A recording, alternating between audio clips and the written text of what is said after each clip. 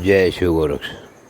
प्रिय श्रोताओं, आप सुन रहे हैं वाल्मीकि रामायण का अयोध्या कांड। आज वाल्मीकि रामायण का भाग 63 है और अयोध्या कांड का भाग 11। पिछले भाग में आपने सुना कि श्री रामचंद्र जी अपनी माता के पास आते हैं और कौशल्या से पिता और माता कैकेयी की आज्ञा बताकर वन की ओर जाने की आज्ञा मांगते हैं।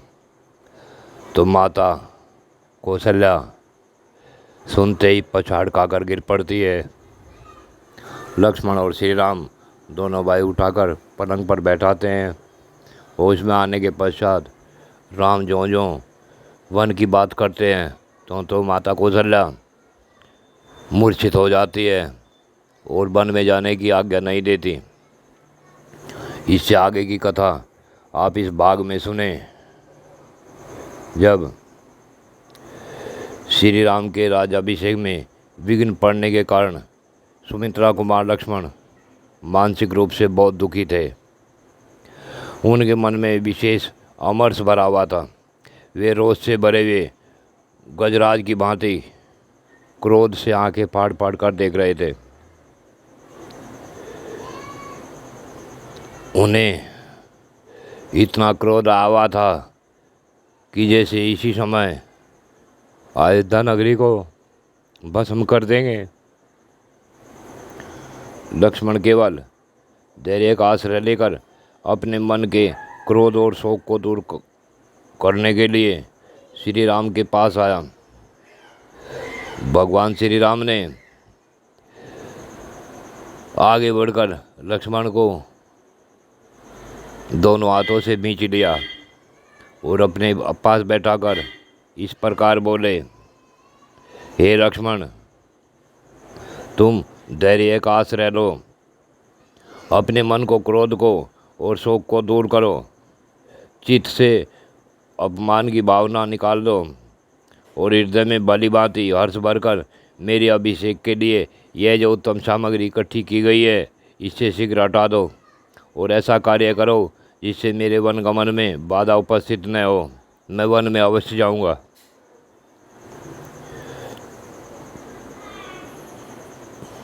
लक्ष्मण,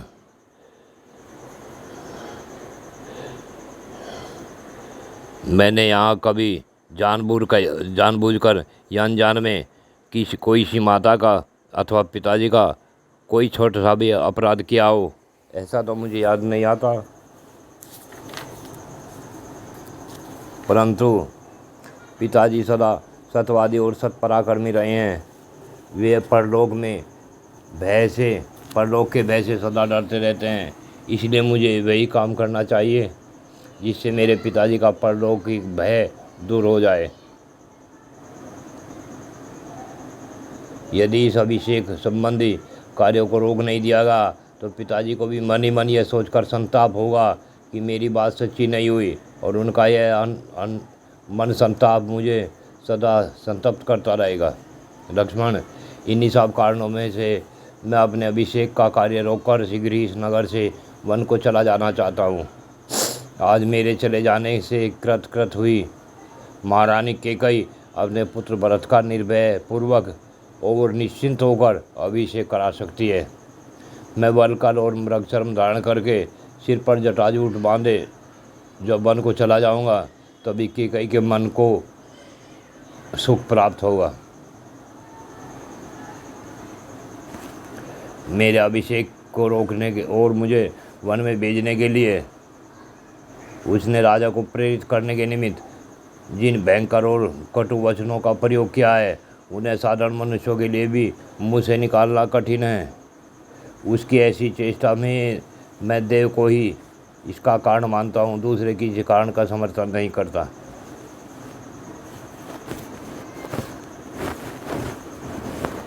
लक्ष्मण, मेरे राज्याभिषेक में जो विघ्न आया है इसमें मेरी सबसे छोटी माता कारण है, ऐसी शंका नहीं करनी चाहिए क्योंकि वह देव के अधीन थी। इसी प्रकार पिताजी भी किसी तरह इसमें कारण नहीं है। तुम तो देव और उनके अद्भुत प्रभाव को जानते हो ही वही कारण है। ऐसा सुनकर लक्ष्मण बोले कि भैया, आपको उन दोनों पापियों पर संदेह क्यों नहीं हो रहा? संसार में कितने ऐसे पापासक्त मनुष्य हैं जो दूसरों को डराने के लिए धर्म का ढोंग बनाए रखते हैं। क्या आप उन्हें नहीं जानते हैं? हे रघुनंदन, वे दोनों अपना स्वार्थ सिद्ध करने के लिए सठता गवाह धर्म के बहाने आप जैसे सच्चरित्र पुरुष का परित्याग करना चाहते हैं। यदि उनका ऐसा विचार न होता तो जो कार्य आज हुआ है वह पहले ही हो गया होता। यदि वरदान वाली बात सच्ची होती तो आपके अभिषेक का कार्य प्रारंभ होने से पहले ही इस तरह का वर दे दिया गया होता। गुणवान ज्येष्ठ पुत्र के रहते हुए छोटे का अभिषेक करना यह लोक विरुद्ध कार्य है, जिसका आज आरंभ हो रहा है। आपके सिवा दूसरे किसी का राज्याभिषेक अयोध्या का हो, यह मुझसे सहन नहीं होगा। इसके लिए आप मुझे क्षमा करें। महामते, पिता के जिस वचन को मानकर आप मोह में पड़े हुए हैं और जिसके कारण आपकी बुद्धि में दुविधा उत्पन्न हो गई है, मैं उसे धर्म मानने का पक्षपाती नहीं हूँ। ऐसे धर्म का तो मैं घोर विरोध करता हूँ। हे राम, आप अपने पराक्रम से सब कुछ करने में समर्थ होकर भी कैकेयी के वश में रहने वाले पिता के अधर्म पूर्वक एवं निंदित वचन का भी पालन कैसे करेंगे?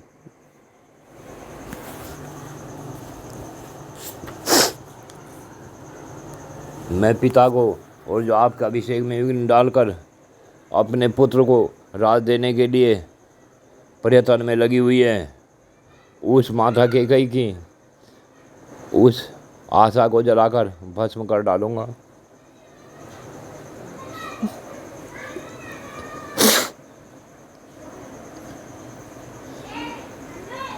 हे भैया राम,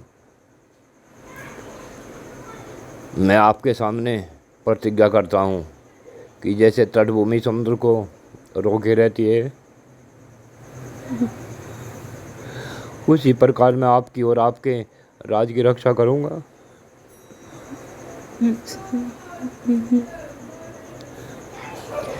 यदि ऐसा न कर सका तो वीर लोक का भागी न हो।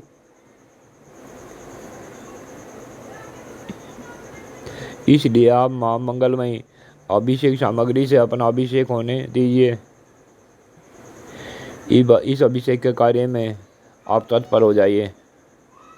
मैं अकेला ही बलपूर्वक समाज विरोधी भूपालों को रोक रखने में समर्थ हूँ।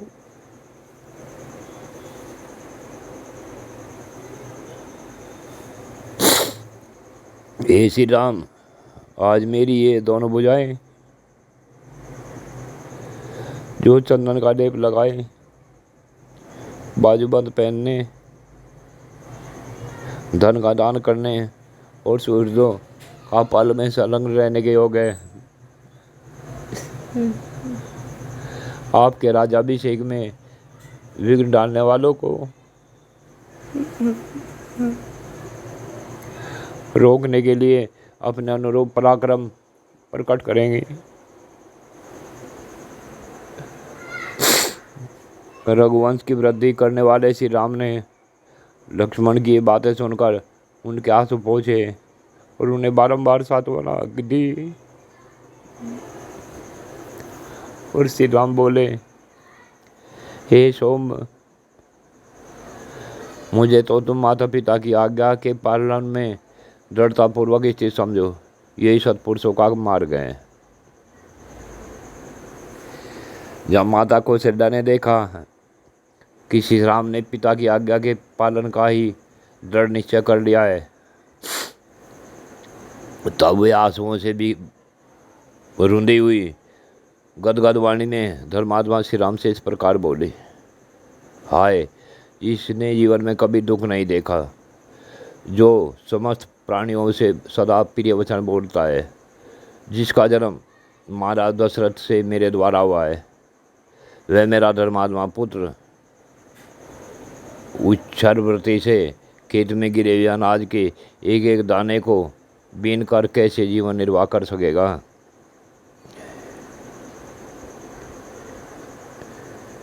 माता बोली, हे श्री राम, निश्चय इस जगत में देव सबसे बड़ा बलवान है, उसकी आज्ञा सबके ऊपर चलती है, वही सबको सुख दुखों से संयुक्त करता है, क्योंकि उसी के प्रभाव में आकर तुम्हारे जैसा लोकप्रिय मनुष्य भी वन में जाने को उद्यत है। हे वत्स, जैसे धेनु आगे आगे जाते हुए अपने बछड़े के पीछे पीछे चली जाती है, उसी प्रकार मैं भी तुम जहाँ जाओगे तुम्हारे पीछे पीछे चलती रहूँगी।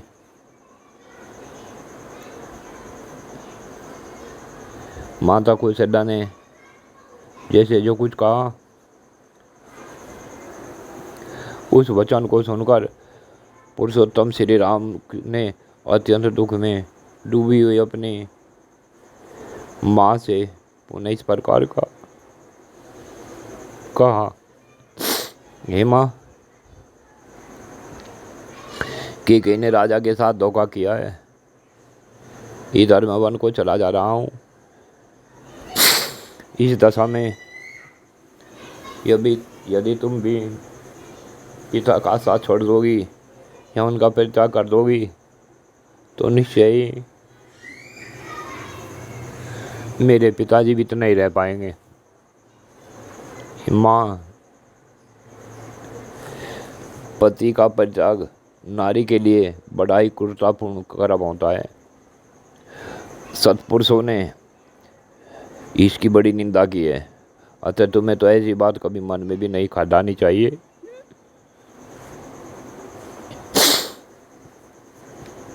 मेरे पिता इक्ष्वाकु कुलभूषण महाराज दशरथ जब तक जीवित हैं तब तक तुम उन्हीं की सेवा करो। पति की सेवा ही स्त्री के लिए सनातन धर्म है। श्री राम के ऐसा कहने पर शुभ कर्मों पर दृष्टि रखने वाली देवी कौशल्या ने अत्यंत प्रसन्न होकर अनायासी महान कर्म करने वाले श्री राम से कहा, अच्छा बेटा, ऐसा ही करूँगी।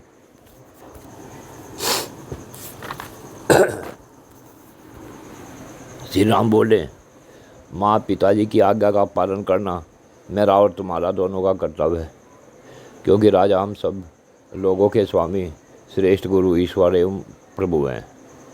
इन 14 वर्षों तक मैं विशाल वन में घूम फिर कर लौट आऊँगा और बड़े प्रेम से तुम्हारी आज्ञा का पालन करता रहूँगा।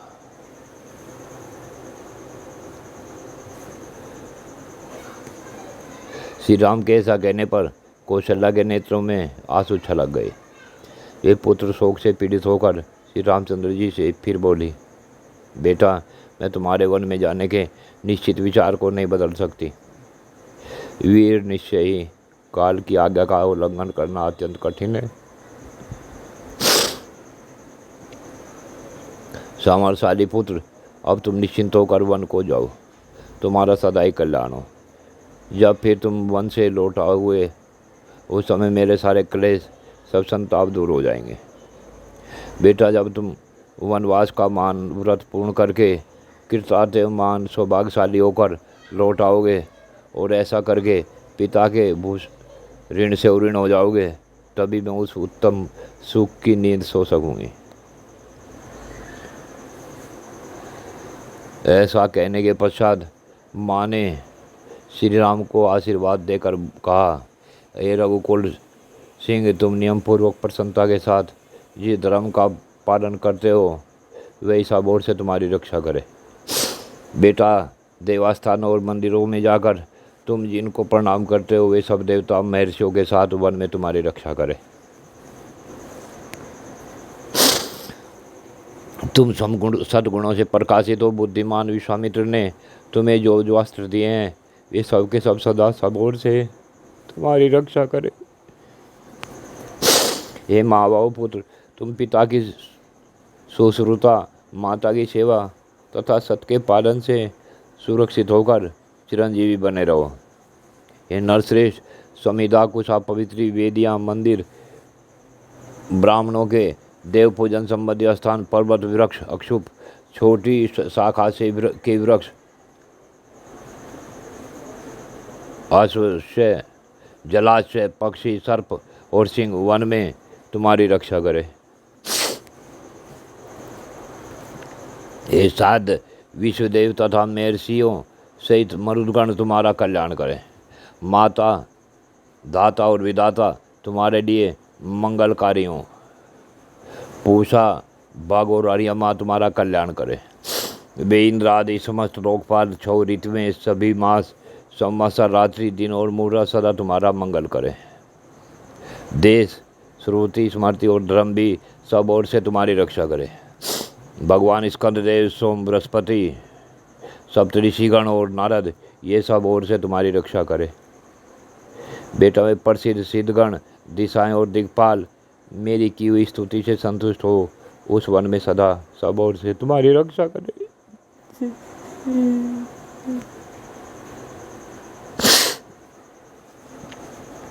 मुनि का वेश धारण करके उस विशाल वन में विचरते हुए तुझ बुद्धिमान पुत्र के लिए समझ देवता और दैत्य सदा सुखदायक हो। बेटा, तुम्हें भयंकर राक्षसों, क्रूर क्रम पिशाचों तथा समस्त मांसभक्षी जंतुओं से कभी भय न हो। वन में मेंढक या वानर, बिच्छू, सांप, मच्छर, पर्वतीय सर्प और कीड़े होते हैं। वे उस गहन वन में तुम्हारे लिए हिंसक न रहे। बेटा राम, सभी मार्ग तुम्हारे लिए मंगलकारी हों, तुम्हारे पराक्रम सफल हो तथा तुम्हें सब संपत्तियां प्राप्त होती रहे। तुम सकुशल यात्रा करो। श्री राम, शुक्र, सोम, सूर्य, कुबेर तथा यम ये मुझसे पूजित हों, दंडकारण्य में निवास करते समय सदा तुम्हारी रक्षा करे। हे रघुनंदन, स्नान और आचमन के साथ समय अग्नि, वायु, धूम तथा ऋषियों के मुख से निकले हुए मंत्र तुम्हारी रक्षा करे। समस्त लोकों के स्वामी ब्रह्मा, जगत के कारणभूत परब्रह्म, ऋषिगण तथा उनके अतिरिक्त जो देवताएं वे सब के सब वनवास के समय तुम्हारी रक्षा करे। ऐसा कहकर विशाल लोचन यशस्विनी रानी कौशल्या ने पुष्पमाला और गंध आदि उपचारों से तथा अनुरूप स्तुति के द्वारा देवताओं का पूजन किया।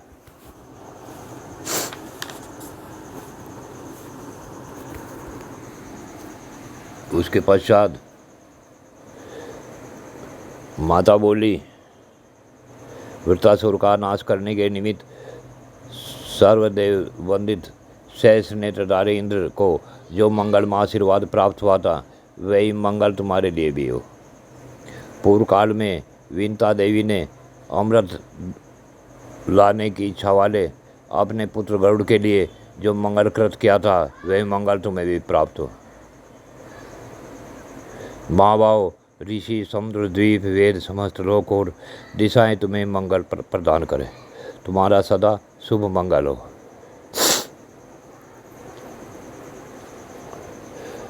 इस प्रकार की माता ने सभी प्रकार के आशीर्वाद देने के पश्चात पुत्र को अपने महल से विदा किया। रामचंद्र जी के पीछे पीछे चल रहे लक्ष्मण बहुत ही गंभीर थे, बहुत ही क्रोध में थे। उन्हें लगने लगा कि जब माँ ने आशीर्वाद दे दिया तो अब श्री राम वन में अवश्य जाएंगे। तथा लक्ष्मण उनके पीछे चलते रहे। अब चलते चलते श्री राम भली भांति सजे सजाए अंतपुर में जो प्रसन्न मनुष्यों से भरा हुआ था उसमें प्रवेश किया। उस समय लज्जा से उनका मुंह कुछ नीचा हो रहा था। सीता ने उन्हें देखते ही आसन से उठकर खड़ी हो गई और उनकी अवस्था देखकर कांपने लगी।